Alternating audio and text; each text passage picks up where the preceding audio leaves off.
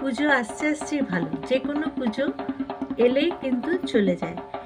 আমাদের এখানে এতদিন ধরে গণেশ পুজো হচ্ছিল বুধবার থেকে, কালকে বিসর্জন হয়ে গেল, খুবই খারাপ লাগছে।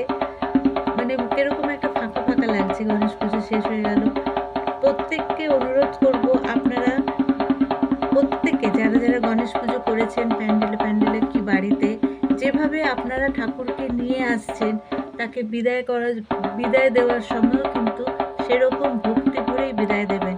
এমন অনেক ভিডিও দেখা যাচ্ছে যেখানে এত বড় বড় ঠাকুর করেছে যে তাকে বিসর্জন দেওয়ার জন্য তার গায়ে সিঁড়ি দিয়ে উঠে তাকে ভেঙে ভেঙে পার্ট বাই পার্ট বিসর্জন দিতে হচ্ছে। আবার অনেক জায়গায় দেখা যাচ্ছে ছোট ঠাকুর এমনভাবে ব্রিজের ওপর থেকে ছুঁড়ে ফেলে দিচ্ছে, ঠাকুরটা পড়তে গিয়ে ধাক্কা লেগে ভেঙে যাচ্ছে, ভেঙে পড়ছে। কোথায় আমরা বিসর্জন দিচ্ছি, কিভাবে আমরা বিসর্জন দিচ্ছি, সেগুলো কি একটু আমাদের ভাবার দরকার নয়? কিভাবে আমরা বিসর্জন দিচ্ছি ঠাকুরকে?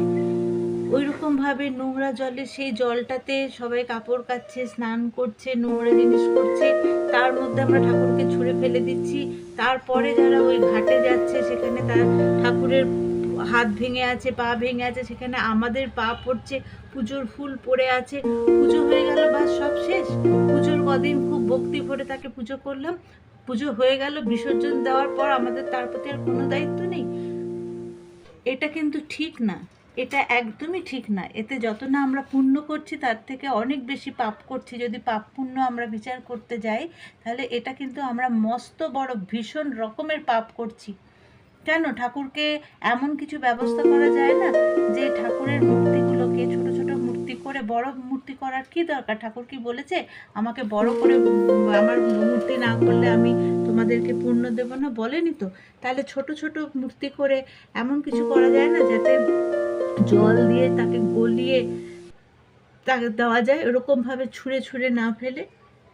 এটা একদম ঠিক না, একদম ঠিক না, এটা আমার মনে হয়। এবারে আপনাদের যদি কিছু অন্য মনে হয় সেটা আপনারা বলতে পারেন, আমার যেটা মনে হলো সেটা আমি বললাম।